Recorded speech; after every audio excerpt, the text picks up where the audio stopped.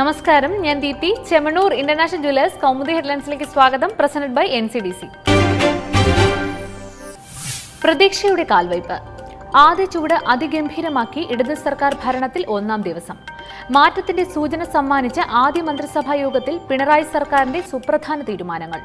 Jisha കൊലക്കേസിൽ ADGP B സന്ധ്യയുടെ പുതിയ team അന്വേഷണം തുടങ്ങി. പ്രതീക്ഷയോടെ കേരളം, ഇനിയെല്ലാം ശരിയാകും. മുൻതൂക്കം ജനകീയ പ്രശ്നങ്ങൾക്കും ജനക്ഷേമ പദ്ധതികൾക്കും.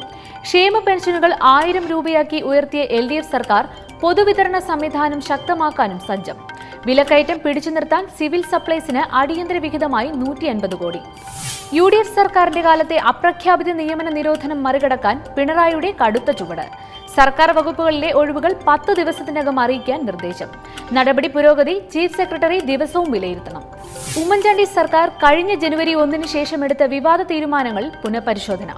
നിയമമന്ത്രി AK ബാലൻ അധ്യക്ഷനായ മന്ത്രിസഭാ ഉപസമിതി എത്രയും വേഗം റിപ്പോർട്ട് സമർപ്പിക്കാനും നിർദ്ദേശം.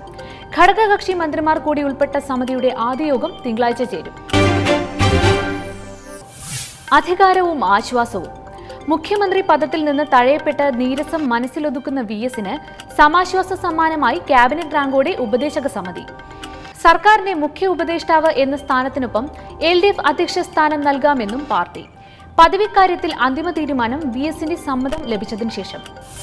പുതിയ പദവി സംബന്ധിച്ച പാർട്ടിയുടെ ഉറപ്പുകൾ VSനെ അറിയിച്ചത് ഇന്നലെ, പിണറായി വിജയന്റെ സത്യപ്രതിജ്ഞാ ചടങ്ങിന് തൊട്ടുമുൻപ്.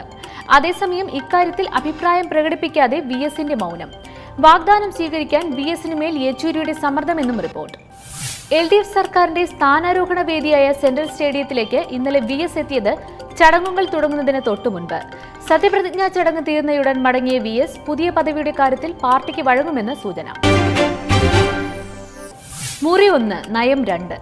മുൻ സർക്കാരിന്റെ വിവാദ തീരുമാനങ്ങൾ പുനഃപരിശോധിക്കാൻ തീരുമാനിച്ച പിണറായി വിജയൻ സെക്രട്ടേറിയറ്റിൽ ഔദ്യോഗിക മുറിയായി തിരഞ്ഞെടുത്തത് ഉമ്മൻചാണ്ടി ഉപയോഗിച്ചിരുന്ന മുറി തന്നെ. നോർത്ത് ബ്ലോക്കിന്റെ 3ാം നിലയിലെ 141 നമ്പർ മുറി. ഭരണത്തിലെ രണ്ടാമൻ CPIയുടെ റവന്യൂ മന്ത്രി E ചന്ദ്രശേഖരൻ. മുഖ്യമന്ത്രിയുടെ സെക്രട്ടറിയായി ആഭ്യന്തര വകുപ്പ് അഡീഷണൽ ചീഫ് സെക്രട്ടറി നളിനി നെറ്റോയെ തിരഞ്ഞെടുത്ത പിണറായി ഉദ്യോഗസ്ഥ തലത്തിൽ വൻ അഴിച്ചുപണിക്ക് ഒരുങ്ങുന്നതായി സൂചന. കേന്ദ്ര ഡെപ്യൂട്ടേഷൻ പൂർത്തിയാക്കിയെത്തിയ 4 പ്രിൻസിപ്പൽ സെക്രട്ടറിമാർക്ക് പുതിയ പദവികൾ നൽകും. സ്ത്രീ സുരക്ഷയ്ക്കായി രൂപീകരിക്കുന്ന പുതിയ സംവിധാനത്തിന്റെ ചുമതല നളിനി നെറ്റോയ്ക്ക് തന്നെയായിരിക്കും. ആഭ്യന്തര വകുപ്പ് സെക്രട്ടറിയുടെ നിലവിലുള്ള ചുമതലയ്ക്ക് പുറമെയാണ് നളിനിയുടെ പുതിയ നിയോഗങ്ങൾ. അതേസമയം രാഷ്ട്രപതിയെയും പ്രധാനമന്ത്രിയെയും സന്ദർശിക്കുന്നതിനായി മുഖ്യമന്ത്രി പിണറായി വിജയൻ മറ്റന്നാൾ ഡൽഹിക്ക് തിരിക്കും. കേന്ദ്ര ധനമന്ത്രി അരുൺ ജെയ്റ്റ്ലിയുമായും കൂടിക്കാഴ്ച നടത്തും. ഡൽഹി യാത്ര സൗഹൃദ സന്ദർശനങ്ങൾക്കായി മാത്രമെന്നും നിവേദനങ്ങൾ നൽകാനല്ലെന്നും മുഖ്യമന്ത്രി. അതിരില്ലാത്ത ധിക്കാരം. ജിഷ കൊലക്കേസിൽ തുമ്പില്ലാത്ത അന്വേഷണം 1 മാസത്തോട് അടുക്കുമ്പോഴും ധിക്കാരത്തിന് കുറവില്ലാതെ പഴയ അന്വേഷണ സംഘം. വീഴ്ചകളിൽ വിശദീകരണം തേടിയ പോലീസ് കംപ്ലയിന്റ്സ് അതോറിറ്റിയുടെ നടപടി അനുസരിക്കാനാവില്ലെന്ന് IG-യും സംഘവും. കേസ് അന്വേഷണത്തിൽ ഇടപെടാൻ അതോറിറ്റിക്ക് അധികാരമില്ലെന്ന് കാണിച്ച് എറണാകുളം റേഞ്ച് IG മഹിപാൽ യാദവിന്റെ മറുപടി. അതേസമയം അന്വേഷണത്തിലല്ല, അതിലെ വീഴ്ചകളിലാണ് ഇടപെട്ടതെന്ന് അതോറിറ്റി അധ്യക്ഷൻ ജസ്റ്റിസ് K നാരായണക്കുറുപ്പ്. ജൂൺ 2 അന്വേഷണ ഉദ്യോഗസ്ഥർ നേരിട്ട് ഹാജരാകാനും നിർദ്ദേശം. Chemmanur international jewellers Kaumudi headlines presented by NCDC സമാപിക്കുന്നു. അടുത്ത ഹെഡ്ലൈൻസ് 1 മണിക്കൂറിന് ശേഷം. നമസ്കാരം.